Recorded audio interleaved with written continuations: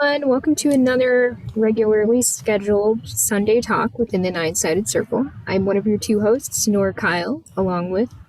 The other one of your two hosts, Mushtaq Ali. Yeah, so thank you so much for joining us. We are so happy to have you here. We're going to be talking about something that is pretty foundational, though we don't always get to talk about it exclusively because we tend to touch on it and move on to other things. And we did talk about it explicitly before, but it's been a while. So, Yeah, and we did that in a private group, did. not for public. So, we will be discussing this thing that we put so much emphasis on shortly, but first we need to do our YouTube spiel. We do we? All right. Right? So, ladies and gentlemen and children of all ages, welcome to our YouTube channel if you're watching this on YouTube. We are very happy to have you here. And if we weren't happy, we wouldn't be doing this. So, welcome. If you have not yet done this, let me urge you to reach down and click that subscribe button so that you can subscribe to us. You can know when we do things. Uh, I got it. Thank you. You can be informed of our latest videos and all like this. And while you're at it, hit the like button. The only way that we get known out in the YouTube world is through its algorithm and through word of mouth. So if you want to tell somebody to come and watch us, feel free to do that too. But it's mostly through the algorithm. And if you don't like the video, the algorithm doesn't notice us, and which is sad because we're a lot of fun, according to me. Yeah, so if you like it. Give us that thumbs up. We really do benefit from that. And if you take that time, we really appreciate it. So thank you. And think about leaving a comment down below. We would love to know what you think about this, unless you're a troll. If you're a troll, nobody will ever see your comments. We moderate them, and if you've come here to troll us, we just delete them. We don't care. And so Otherwise, bye-bye. Otherwise, please, and I questions. mentioned that Yeah. because I got a couple of trolling comments this week, and it was like, sigh. Aw. I didn't see those, but I know they No, happen. yeah, I didn't bother to tell you about them. They were stupid. But we get a lot of really good comments that we can reply to and get conversations going, and we love that. So comment below. We'll talk to you. Well, yes. Awesome. Yeah. Do we have any updates we need to offer? Not that I can think of. All right, then. Yep. Nothing firm yet. Well, the update is there are exciting things in the future, and as the pandemic winds itself down, hopefully, inshallah, Noor and I will be traveling in the real world a little bit more, here and there, which we will enjoy. Yes, inshallah. Yeah, so Cool. you never know when this dog and pony show will come to a town near you. That's the hope. Yes. All right. Thanks, Mushtak. So, what we're going to be talking about this evening, that foundational thing that I mentioned, we are always referencing but never exclusively speaking about publicly, is the subject of the three laws and the six processes. This is a pretty big deal, isn't it, Mushtaq? I think so because it is a incredibly useful model of how the universe works and a way of understanding where you are in it and what you can do about where you are so that you can move to better digs. Yes. And yeah, so this is part of a model, right? Yeah.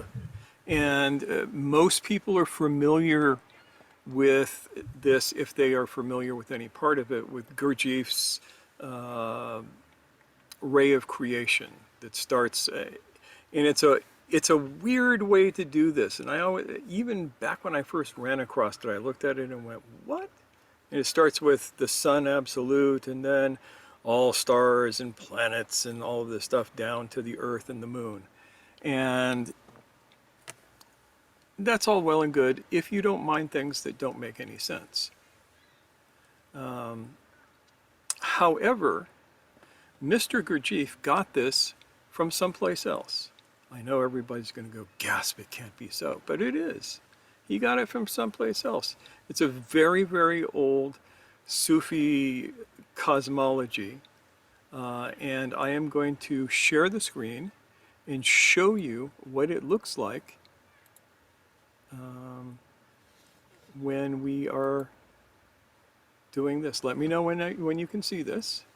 This is the octave of creation, according to traditional Islamic mysticism. Curious, is it possible to full screen the image? Let me see.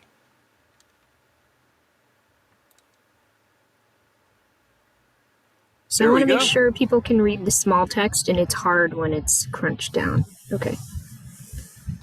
All right, so here we have a descending octave, do, re, mi, fa, sol, la, si, do, right? And you'll notice that it's bracketed into 2 points. And you will also notice that over here, there's a bunch of words. You'll notice this starts from 0 and goes to 96.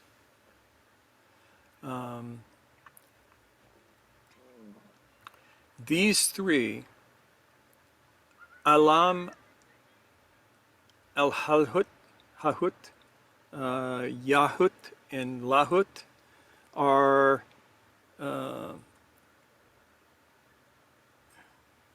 they are the first emanations. The transcendent is what is on the other side of the Big Bang. The immanent starts at the moment of the Big Bang. The universe explodes. And within moments after that, the three forces develop.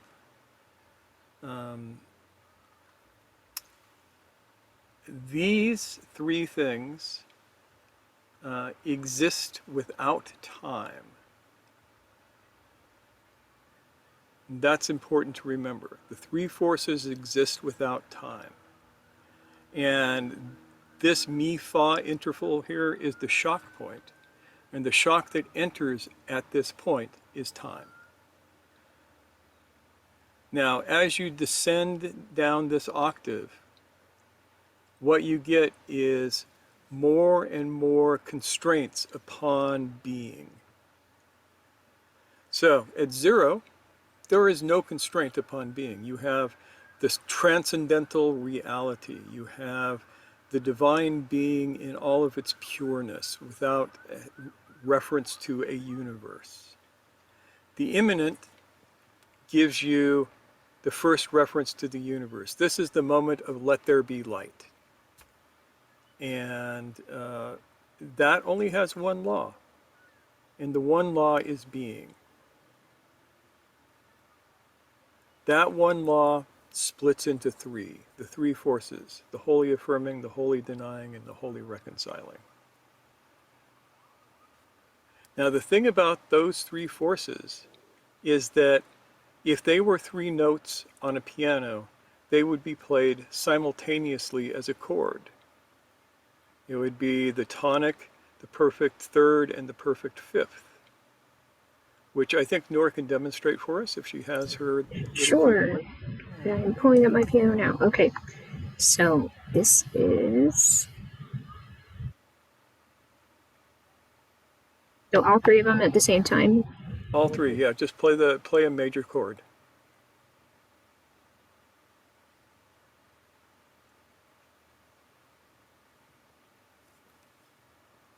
Cannot hear a chord yet. Yeah. Yeah, a little bit. Do it again. Sometimes the microphones on Zoom don't pick up everything. There you go. That's a major chord. All 3 notes played simultaneously. No time in between them. Now, when time enters, those notes can be played sequentially. And they can be played sequentially in 6 possible combinations.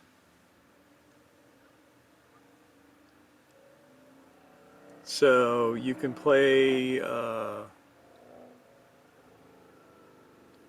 know, 1, 3, 5, or you could call it 1, 2, 3, 3, 2, 1, 3, 1, 2. You got 6 possible combinations. That is each of those notes played sequentially. So, nor give us an arpeggio of the chord. Yeah, the microphone didn't pick it up for me. Let's try this.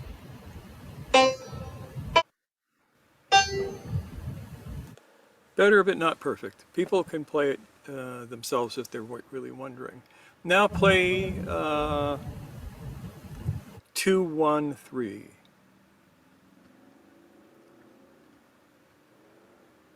Sorry.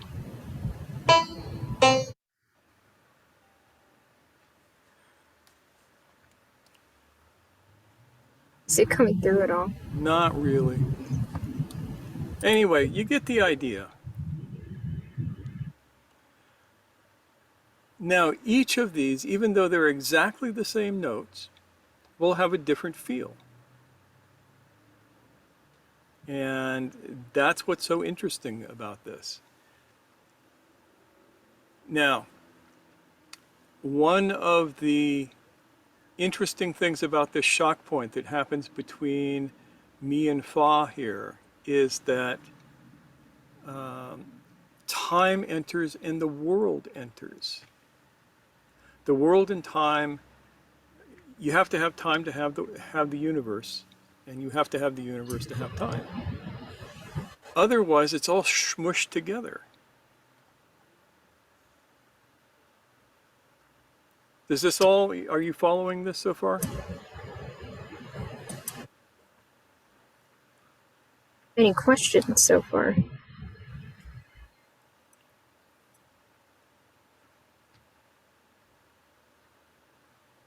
Oh, okay. Okay. So I'm going to move to, okay, these are the 3 forces. And all of you are familiar with these. We've talked about this until we're blue in the face. Wholly affirming, wholly denying, and wholly reconciling. This is the 1, the 2, and the 3, or the do, mi, sol. I'm wondering if you can hear it if I turn off original sound. Better? A little bit better. Let me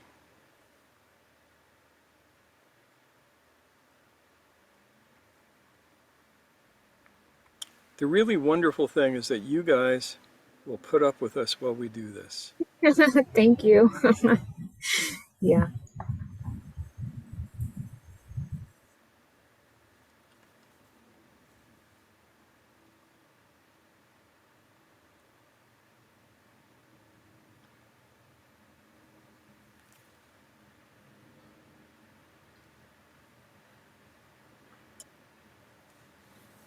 Downloading. Yeah, this ain't working on my end either. I can't play any notes. We'll work that out at some other point. We will not worry about this. So, wholly affirming, wholly denying, wholly reconciling. This is the as above. The so below of this is this. Intention, attention, and presence are the microcosm of wholly affirming, wholly denying, and wholly reconciling.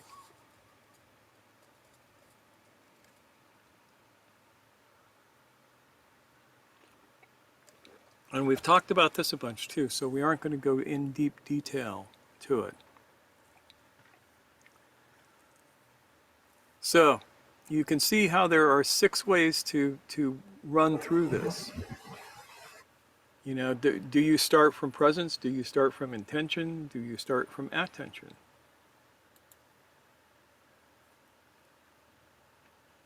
Okay, so here are the notes, and I'm going to make this bigger. Ta-da! Here are the notes arranged on the Enneagram. You see the Do, Mi, and Sol at the shock points.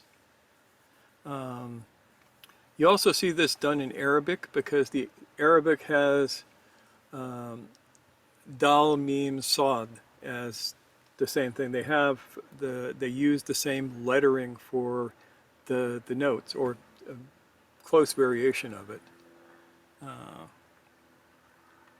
And since I first learned this with music as an example, I always tend to go back to it with that. So, here are the 6 laws and their names. The first law is called involution, from the higher to the lower. Second law is evolution, from the lower to the higher. The third law is freedom. And you notice that you only get to freedom after you get through the first shock.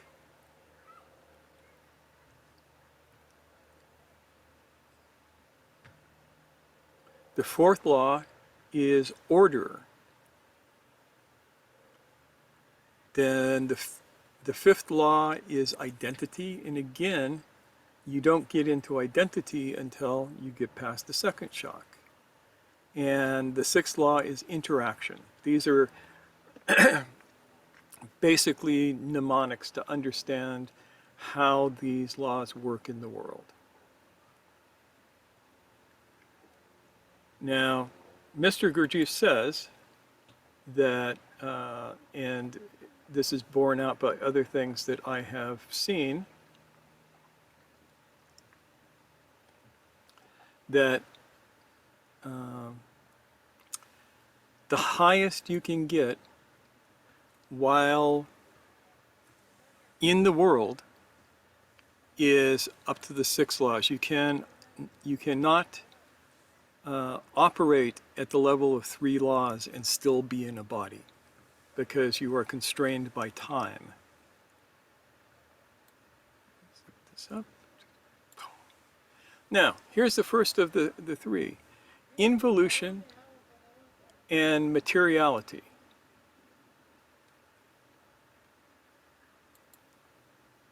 Got my keyboard hooked up with the volume turned right up, if you want me to play it.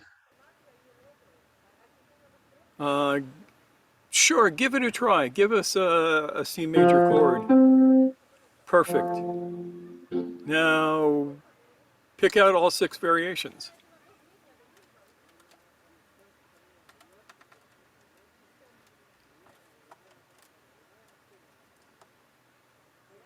I'm muted. Jonathan, just so you know, you're muted. Yeah. Yeah, okay, don't worry about it. We're jumping into some other stuff here. So the first triangle I have up is called involution. It's also called materiality because it is being moving into matter, creating a field, a being matter field. Dash has a question. Yes? He asks, what is the process at the top? And I would say that's a shock point, right? You mean the first 3 at the top? This is, as Stephen Hawking has pointed out more than once in his talks, this is beyond what we can understand. This is beyond physics.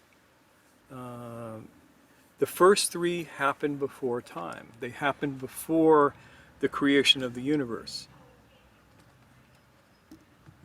So we can't know too much about them. Sure if that's the question for asking JS, but it is helpful. Yeah.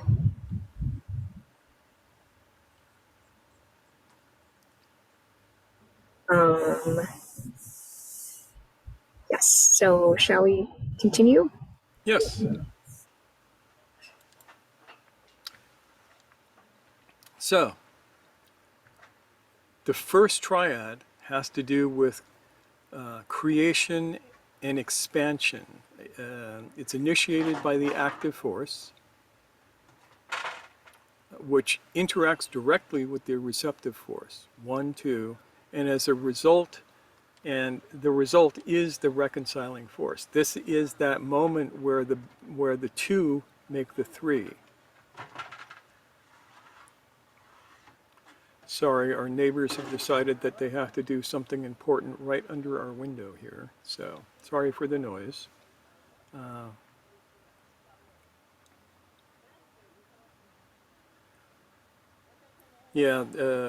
The saying from Gurdjieff is the higher blends with the lower to actualize the middle.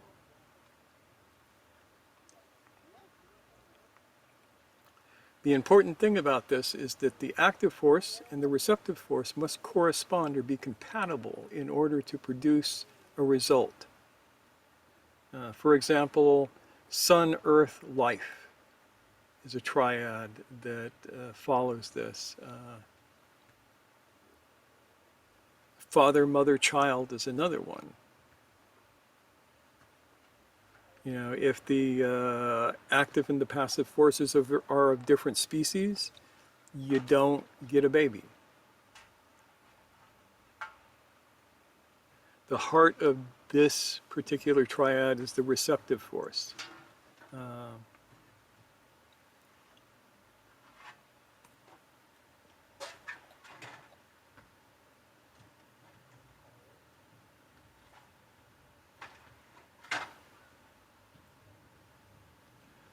Materiality, as part of this, is the first principle law, manifesting directly from what Ibn Arabi calls the essence, that is, the fundamental and unknowable, transcendent and incomparable entity of the divine reality.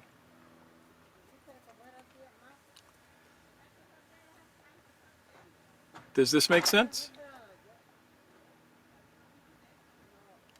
I'm running through this quickly. Usually we take 6 hours to go through this material, and I'm trying to get us through it in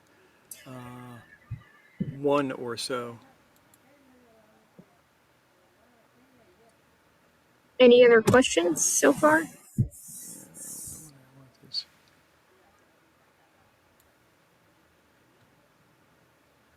Nope. Okay, I guess we're good.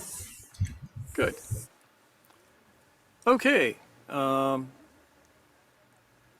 The second of the triads is called evolution or desire. And that's as below, so above. This can be called concentration or transformation. It is initiated by the denying force. And at first, this doesn't seem possible, but if we look,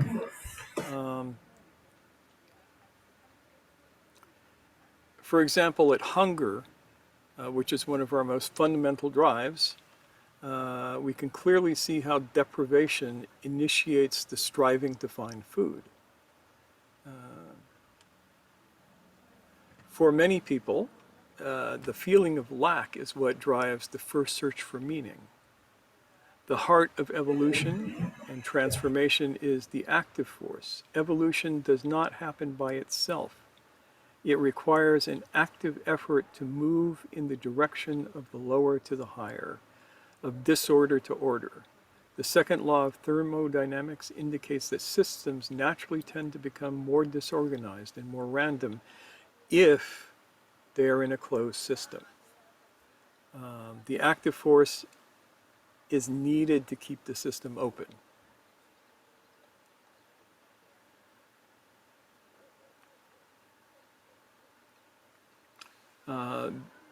This is an important triad for working in community.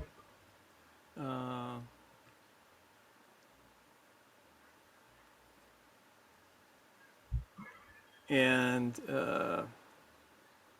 second principle law Gurdjieff called aim. It is the urge to activate this wish, this desire for something that you can move towards.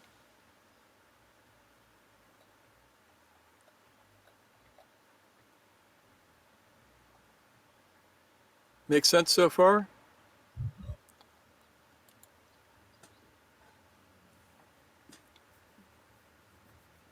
So,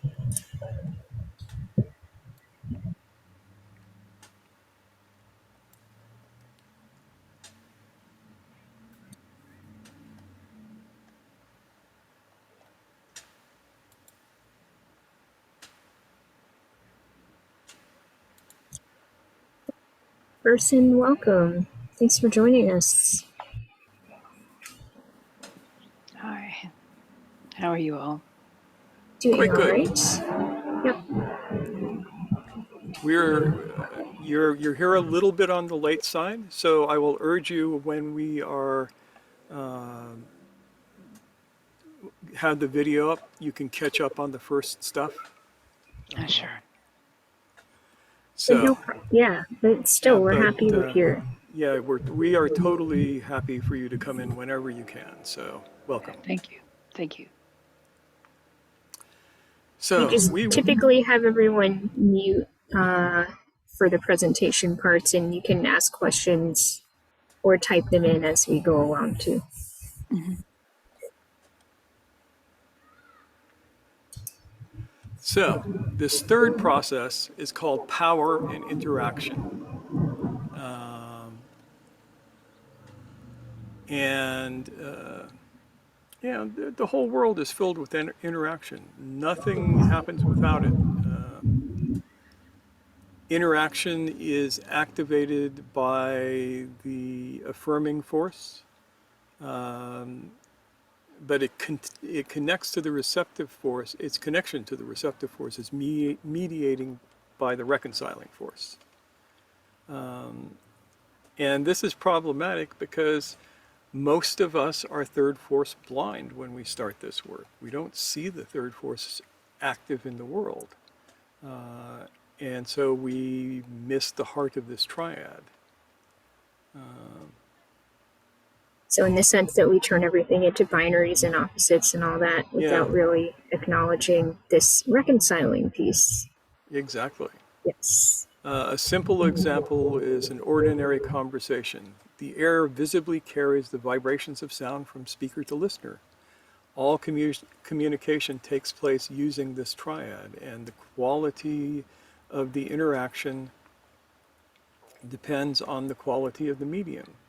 That is the reconciling force. Compare the quality of a conversation to the quality of an email interaction, for example. There is richness in a conversation that cannot be attained in an exchange of emails.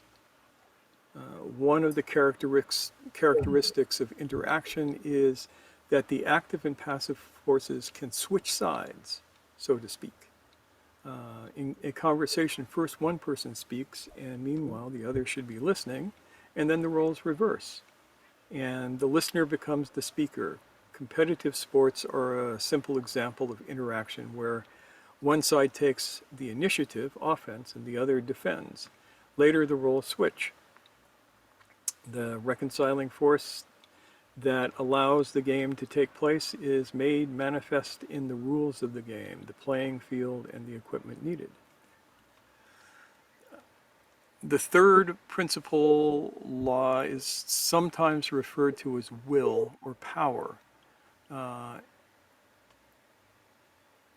the how do I explain this?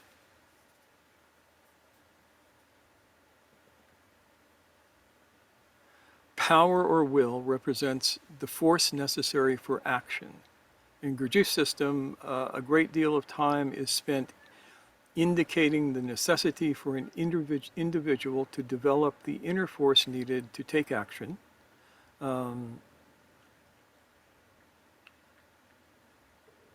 And yeah, that's pretty much it.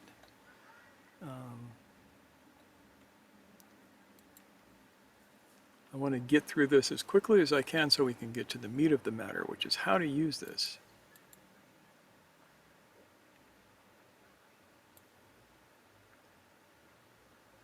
So, the next triad is called being or identity. And this is the, this is initiated by the denying force through the reconciling force to the affirming force. Everything in the existing world has an identity which asserts itself in the world. What is difficult to understand is how identity is initiated by the receptive force and why the reconciling force is at the heart. For ourselves, we can go along happily thinking that we know who we are until one day the question, who am I, strikes home.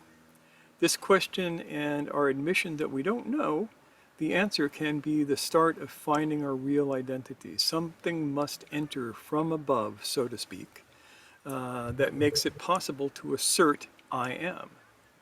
A simple example is a chair. From one point of view, it is merely a connection of wood which in a pile on the floor could not assert itself as a chair. But if the wood is arranged in a pattern that we recognize, its identity as a chair is revealed. That's not a great example, but it has to do. And again, we have this reconciling as the heart, so we need to Yes. keep in mind that this can be a tricky one if you haven't really become attuned to it. Now, the fourth principle law is well illustrated in the Gurdjieff system by the, and in that system, it doesn't need a whole lot of discussion.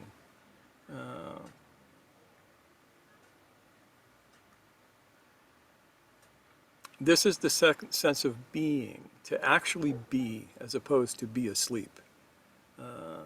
Self-awareness enters here, and that in the sense of identity is what's most important. To understand that there is a witness to what's going on that has been identified with the objects that it's given to witness that can release itself from that.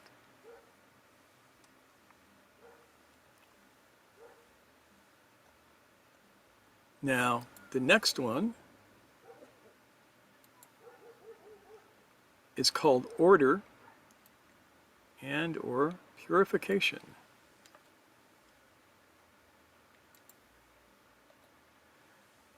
The fifth process is 3-1-2, that is reconciling, affirming, denying. The two triads that are initiated by the reconciling force may be difficult to understand because we're third force blind. In the case of order, the 3-1-2 triad, the reconciling force can be conceived as the essential pattern that seeks to manifest in the world. It might also be called determination, in the sense of making a choice in order to bring the pattern into the world. An effort the active force must be engaged to separate that which belongs to the pattern from that which does not, as in the 2-1-3 triad. Order does not happen by itself, but here the outcome is a structure or organization that can stand by itself. By the way, I should mention at this point that most of what I'm reading are notes from one of Mr. Bennett's classes a long time ago. So the words have been kind of changed around, but the ideas came from him, and I need to remember to give him credit in this.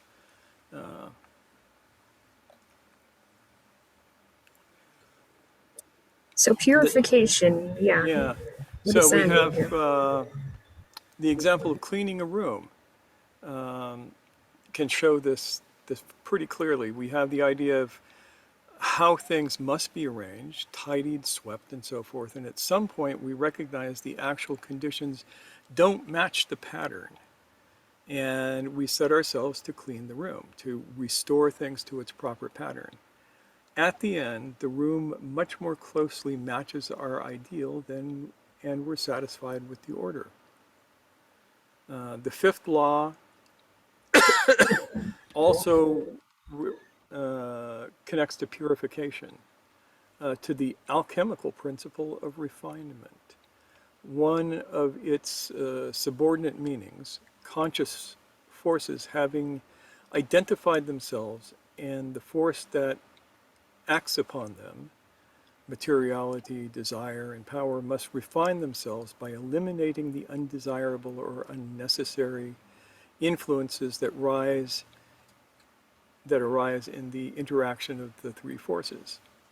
So, this is in fact alchemical in the sense that you are reducing the material to its constituents to purify it from its dross and then recombining it into its ideal form.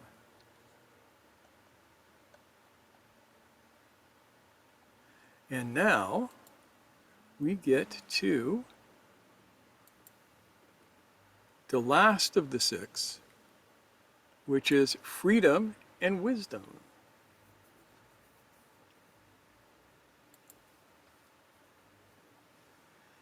This is the hardest one to understand for most people, including myself.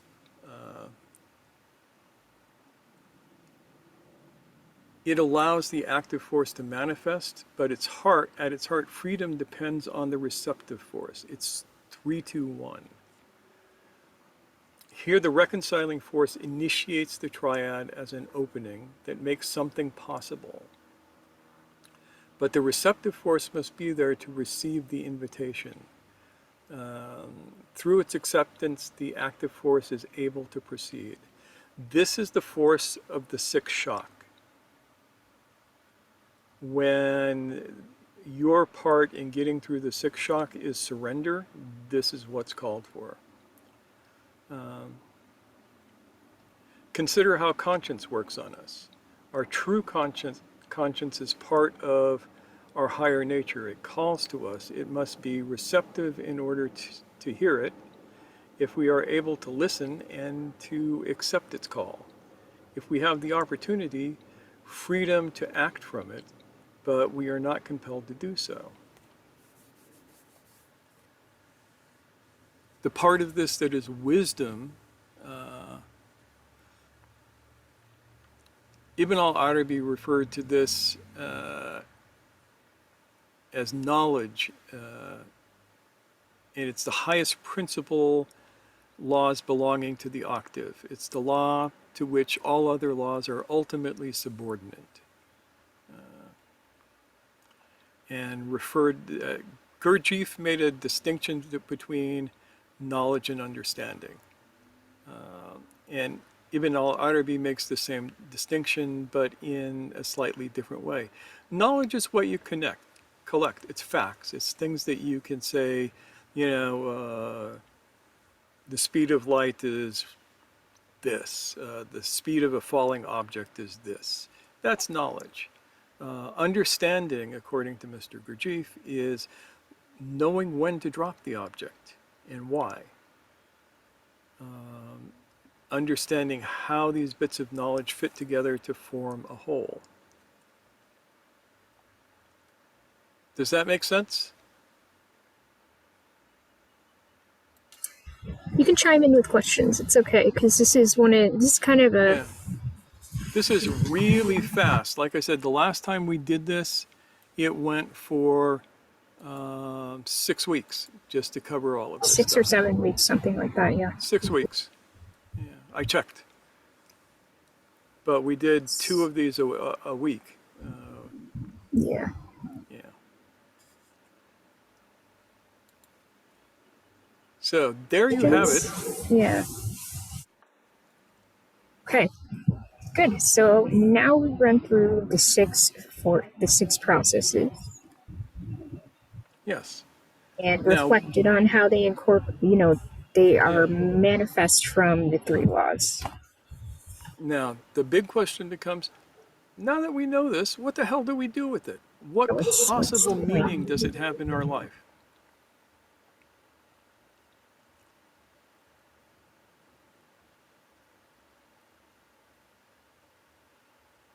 Don't all answer at once. Yeah.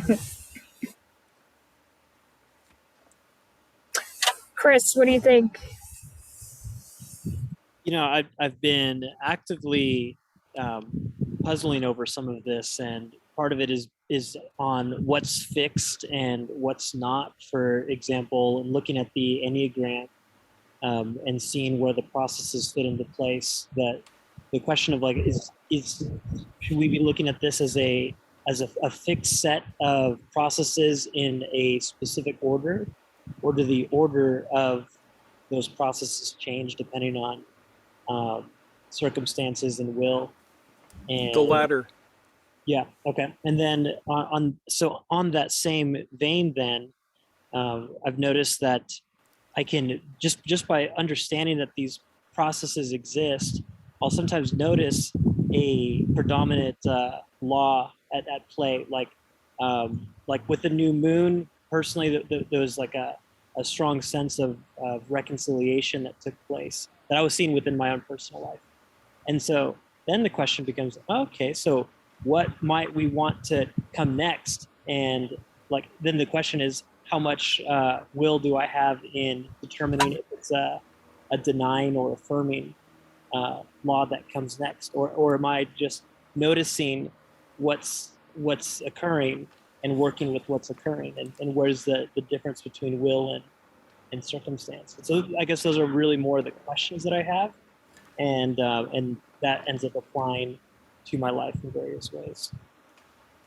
Thanks, Chris. Dave, you got any thoughts you want to share? I have some thoughts, but I'm not really ready to share yet as I'm madly scribbling all over here. But something's interesting hearing it this time. It's just have a lot of other things processing up here at the moment. And so it's slightly out of sync with what I'm doing in general, but something interesting has come up. So I'm trying to note it down so that Okay, when I note go it down back and get look back at to it. us. Yeah. Yeah, don't lose it. Hold on to it. Yeah. So, here's a thought on how to use this.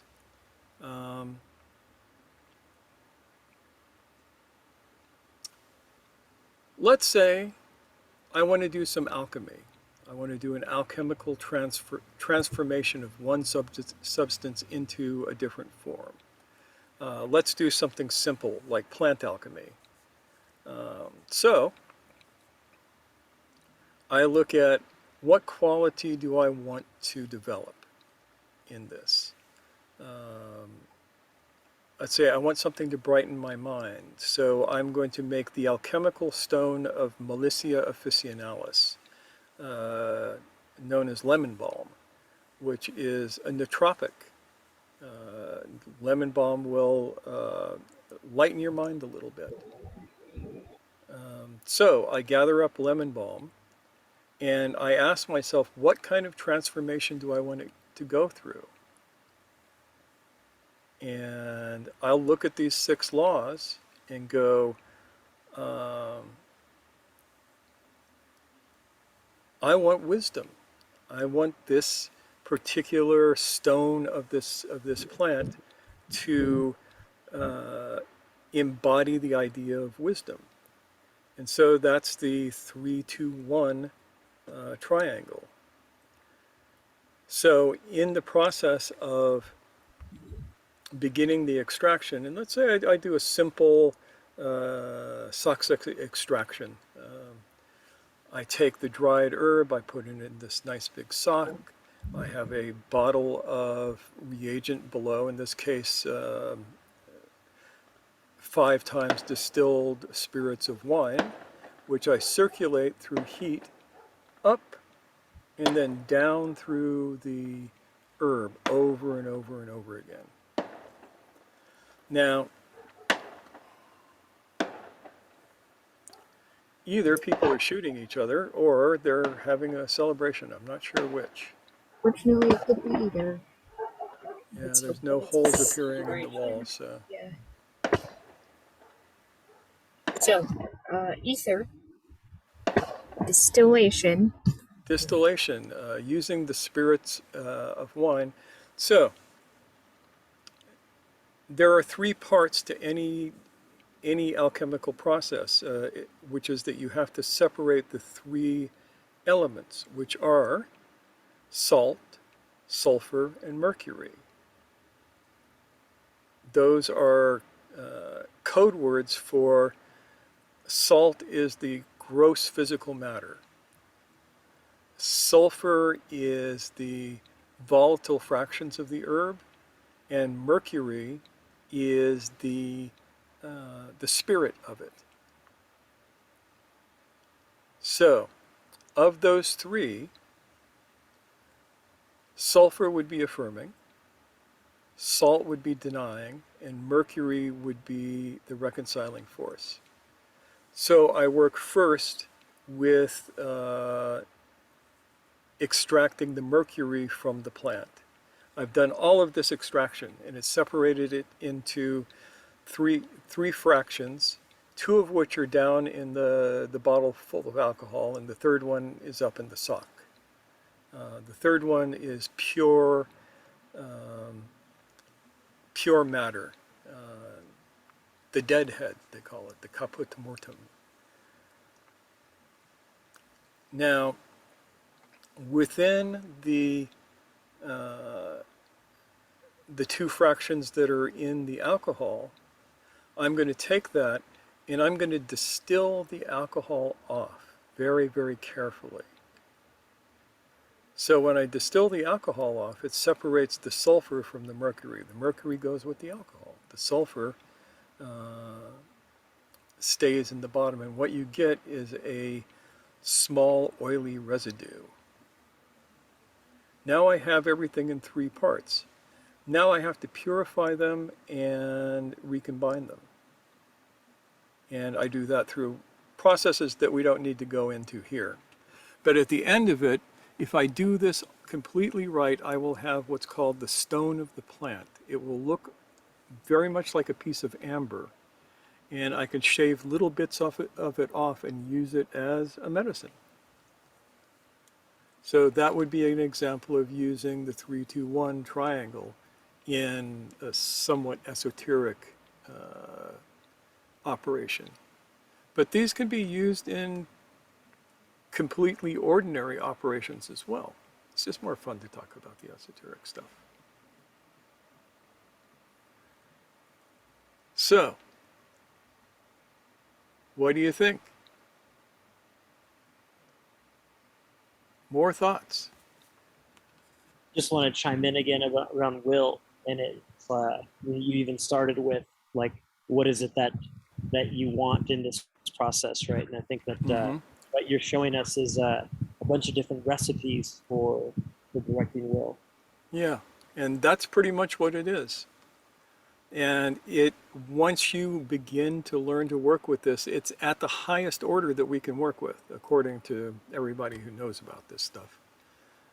And I tend to believe them because so far I have not been able to quite do anything other than this.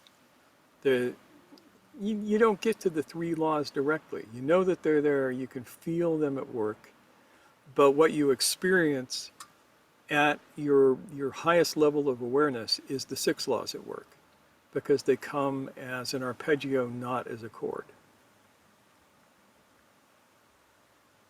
So we can't really perceive it as a chord. I don't think that you really can. I think that if you're perceiving it as a chord, you're perceiving the transcendental, not the immanent. Because it's outside of time, right? Yeah, And and we are creatures of time. yeah, we are time constrained beings for the most part.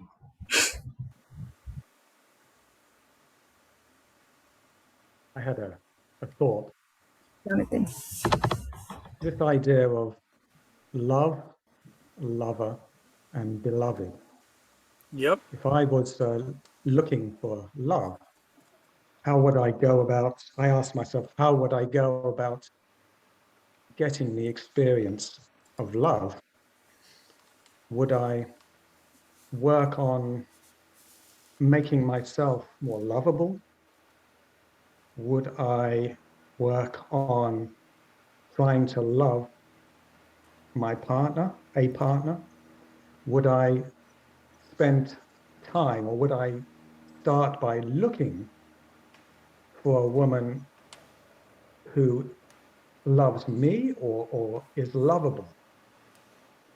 That to get there's a sequence here that would surely would work ideally for me if I was trying to experience love. Yeah, there are probably 6 sequences that could work for you, and you have to find one that is the right one for the moment. There isn't necessarily one size fits all, and yet I think with consideration one would find that there was a sequence of events, so to speak, right? So maybe the task now is to explore what that would look like in 6 different ways and how that might, you could future pace it out. What might that look like in practice?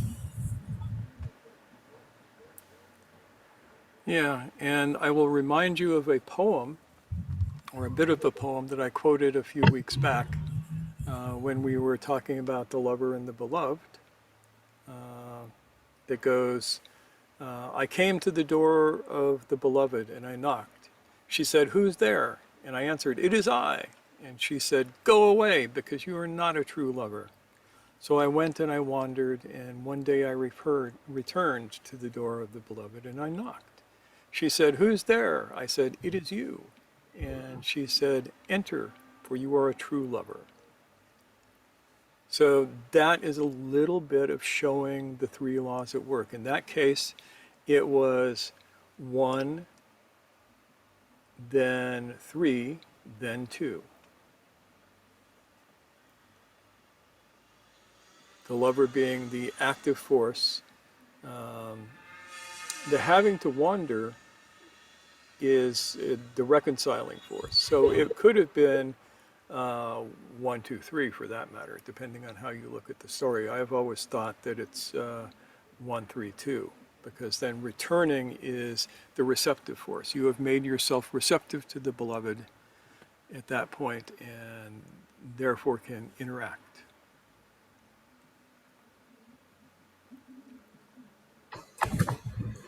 So then there's this matter of how to You just cut perceive out. it. I couldn't hear what you said. Stuck tonight. So I was saying, then it seems from what you're saying that there is this kind of wiggle room for determining the pattern for yourself. Sure. It's all about your own attention, intention, and presence. Where are those 3? How do they interact with what is given to you to get it started?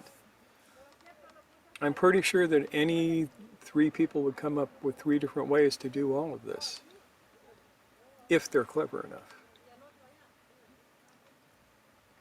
Trees. Jayesh, how are you doing? What are you thinking about? Still digesting. If you can just go through once the main enneagram, like involution, evolution, freedom, order, so that I'll be able to understand more. Yeah. Were we able to answer your question earlier, or do you? No, no. Yeah, please ask again. Yeah. Yeah. So what was the top? You said the first top point. So from where did all this starts? Before involution. Before involution. The top question. Before involution, it starts with the 1. It starts with the 0, actually. So nothingness. Yeah, it's no thing, but it is being, the one transcendental being. The emergence from the 0 to the 1 gives you the oneness. The 3 gives you the setup for making the universe. But that's before creation. That's pre-creation. Creation starts at the 6 in this particular model.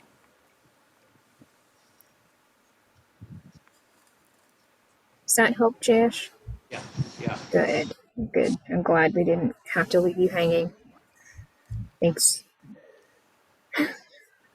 Aaron says they make sense to me as degrees of freedom. Yes.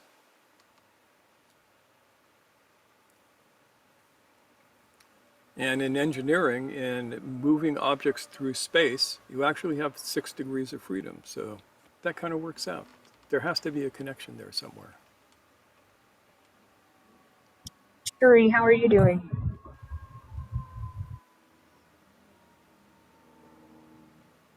It's hanging out. That's what's going on. There you are. Hi. I'm here. I feel like a novice, but I prefer hearing about how you put this into everyday living and helping me understand all of those things, because I feel the way that it becomes so technical that, like when I'm doing things and people, oh, you're doing it, and I'm going, I still don't know how I'm applying this. It's just, yeah, it's still new to me. Every time I hear it, I'm thinking, okay, and then when I go away, if you ask me to recall it, I'm not very good at that. So Yeah. I mean, the thing to remember is this is an intro. Like, it's hard to fit all of this content and explain each nuance in detail within an hour, 15 minutes, or whatever. yeah, We decided to do this because we keep referring to the 6 laws, but unless you took the course that we did, almost 3 years ago now, because I was still living in Oakland when we did that, and Noor was still living in Los Angeles. We haven't addressed it, so we figured it's time to do it as briefly as we can to get through this in, as close to an hour as possible, so that people at least have a sense of, oh, I kind of understand what you mean when you say that. Or I know what you're referencing. Yeah. I would describe it as blurry. Yeah. I'm Well, not also, focus yet. yeah. Also, the thing is, the 6 laws are incredibly rarefied. They give you the most freedom you can have in the world. As you go down from 6 to 12 to 24 to 48 to 96, every time you take one of those bumps down, you have more constraints upon you. So the 12 laws are twice as limiting as the 6 laws. The 24 laws are twice as limiting as the 12 laws. Gurdjieff says that humans should be living starting at 48 laws. And once we hit that, the idea is to bounce back up. 48 laws is the world of bodies, the world of being in a body, or expressing oneself as an embodied consciousness. The 96 laws are very problematic because if you are operating at the realm of 96 laws, you are basically an automaton. You are purely a stimulus response machine, dreaming that it's a human, but with no actual volition or choice. You're just being operated by your programming. Now the problem is that in the last 100 years, more and more of us have slid down into that area of 96 laws. I hate to say it, but that's my experience. I spend a lot of time dealing with people who are basically just stimulus response machines and have no actual will or volition or active consciousness. There's consciousness in there somewhere, but it is so fixated on its conditioning that it never sees itself. And we kind of need to break that as a habit. So to refresh, to touch back, the laws are reflective of constraints on reality, right? Yes.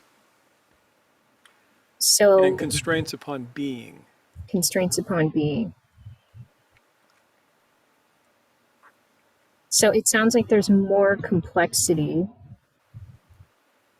the more laws you're functioning under. Yep. And more restraint, the more laws you're functioning under. Mm. Yes. Aaron says a purely entropic phenomenon that appears awake equals a robot. Yes. Jayesh asks, 96 is living in law of accidents? Yeah, a Gurdjieffian would say that, exactly. Accidents. What do Yeah, we mean in that context here? that means that when things happen, they're happening to you. They aren't happening because of your will. So you're not like a participant, it's just like you're... Yeah, you are at the effect of whatever random shit is going on. Yes. I had another example Sure. to try and represent these laws. It's a construction example. When I think of a house, there's three components to a house. There's the floor, there's the walls, and there's the roof. And I'm thinking that depending on the geographical environment that you're living in, might determine the sequence or which is the most important. If you can only have one of those or two of those, which would you have or which would you build first? If you're in a very rainy environment, you go straight for the roof, the most important, as first. And then you might not even be able to afford anything more than a roof if you a long time in the past, let's say. If you're in a very windy, cold environment, you want the walls. It's the most important. Never mind the roof and the floor, they can come later. And if you're in a very insect-ridden and marshy environment, you want the floor. You ought to get up off the floor, out of the dirt and out of the insects. Walls or the roof can come later.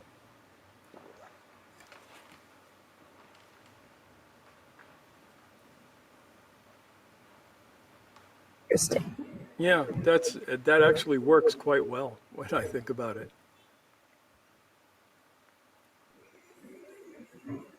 Thanks, Jonathan. You're kind of like applying what you know to these weird, semi-abstract until you use them concepts that can be tough for some of us to wrap our heads around. Thank you. Dave? Okay. Okay, Dave has to say goodbye. Bye, bye, bye. Bye, Dave. Good. Okay, so Aaron has a question, and then I want to touch in with our new companion to see how they're doing. Aaron asks, can you describe the quote worlds unquote a bit more? Yeah, the world is a terrible name for them, I have to say, but it's kind of what we got. I mean, that's a traditional term, right? Yeah, it's a It's traditional an term. old school Sufi Arabic Yeah, term. alam in Arabic can mean a realm rather than a world, an area of operation. So each of these goes down to one world after another. The six processes, Jabrut comes from Jabar, it means power.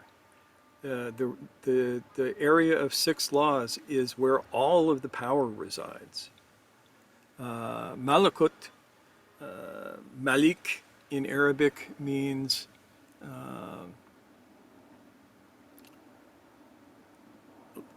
a lord. It's the angelic realm. Malik is the Arabic word for angel, as well as a great lord.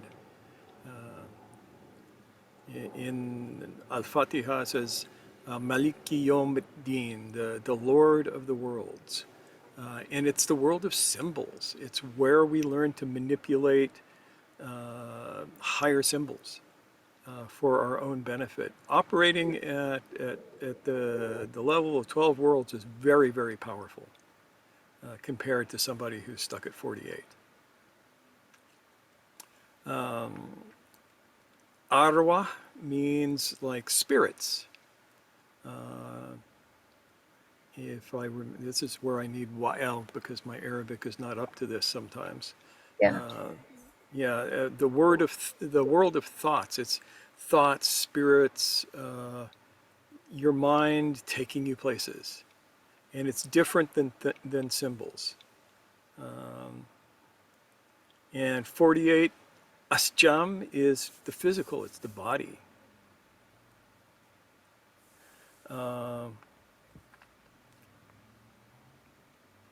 And it's the world that most of us function in, where we are so identified with ourselves as being a body that we lose a lot of the other stuff. So if you look at this, you would see the world of bodies is the instinctive center. The world of thoughts is actually the feeling center, and the world of symbols is the head center, the intellectual center. And so you would see those relate there. And the last, the world of no power is the world of entropy. It's the world of complete loss of energy. When you are operated at level 96, all of your energy gets drained from you. So it sounds like you can't even really say you are operating, like you are being operated. You're being operated by your conditioning, and you bleed all of the energy of all of your centers into that to feed it, because it's a glutton. So, Hopefully that helps. hopefully it helps. This is a big topic. It's a huge topic, and yeah. Anyways, I wanted to touch in with our new person. Hi, how are you? How are you doing? Are you comfortable introducing yourself? I think you need to unmute. There you go. Hi. Hi. Sure. I should reconfigure my Zoom identification. My name is C. That's so yeah, I'm doing okay. I have I have a bit of a cursory knowledge of Sufism, and all of what I'm hearing right now is taking me a bit back to some Kabbalah studies that I did several years ago. Not surprising. Yeah. Pardon? Yeah, if you know anything about Sufis, you know we steal from everybody. So. Yeah, so I was saying it's not surprising that you're noticing connections and similarities there. Yeah. Yeah. So I'm doing good with this. I apologize for coming in late. But we would rather have you late than not at all. So you're great. You're fine. Okay, excellent. Anything else you need from me? Any thoughts you have on this? Yeah. No, because I haven't gone through. You didn't see the beginning. I didn't see the beginning, and I haven't gone through the previous lectures yet, so I don't have anything to contribute at this time. No worries, but welcome. And if you do happen to go back and watch the beginning of the video through, feel free to leave comments online. Yeah. Sure. Or join the forum and tell us there. And that way we can keep it secret from the masses. Are you talking about the Facebook forum? Yeah. Yes, that's the I'm one. already on Oh, there. good. Okay, great. Yeah. Well, see, it's lovely to meet you. Thank you. Yeah. All right. Who haven't we picked on yet? I think we picked on him. Oh, it's no fair. Chris has a puppy. It's in his doggy. Yes. I'm jealous. Look at that muzzle. That's so cute. Yeah. It's cute. Cherie, Well, what do you think? we bothered her, and I'm going to bother her again. again because I like Cherie, and she puts up with me too. So I'm trying not to think too much. And just taking it all in. Yeah. So, yeah, it's where can we, apart from your course, actually read more on this? Yeah, so that much. is oh God, that's a good a question. very good question. Such a deep and big thing, and there's so much put out there that you think, oh, is that for real? You know, like, am I going to go down the wrong rabbit hole? There is one, if it's still in print, J.G. Bennett wrote, well, he didn't actually write it. His successor collected this up from his various notes, a book called Deeper Man. It's the only one I know that really goes into this, though he might have gone into it some in his Dramatic Universe series, but I'm not sure exactly where that would be. So Deeper Man has a nice, succinct sense of this, and it contains part of it. A lot of the stuff that I've quoted, like I said, comes from Bennett, because he was the one who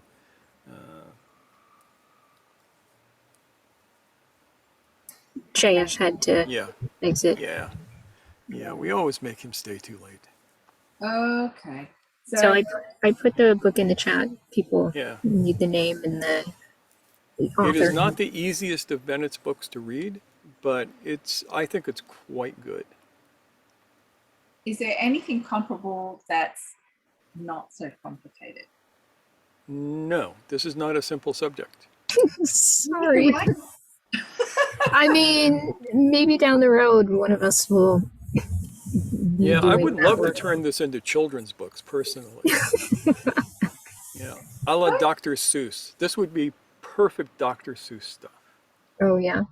Yeah. Do some rhyming language describing this whole thing. Yeah, that would be very good. But okay, all right. Yeah, one of those. I do not like this 1, 2, 3. 1, 2, 3 just does not fit me. Something like that. Yeah, there you go. One day, perhaps. That is a good question, Shuri. And for people who do have the opportunity, yeah, J.G. Bennett's Deeper Man. Yep. Okay. All right, anything else that we need to cover or pester anyone about, Mushtaq? Not that I can think of. So why don't we go on Brady Bunch mode? Let's go on Brady Bunch mode. And There we go. We're all here now. Yes, there we go. So we can wave to each other and to everybody watching. Yeah, and thank you all for coming and hanging out with us and putting up with us trying to cram 6 weeks of material into an hour and 15 minutes. We appreciate your patience. Yes, thank you. Thanks for hanging in there. We are so glad to spend this time with you all, and we hope to see you next week. So take care. Yep.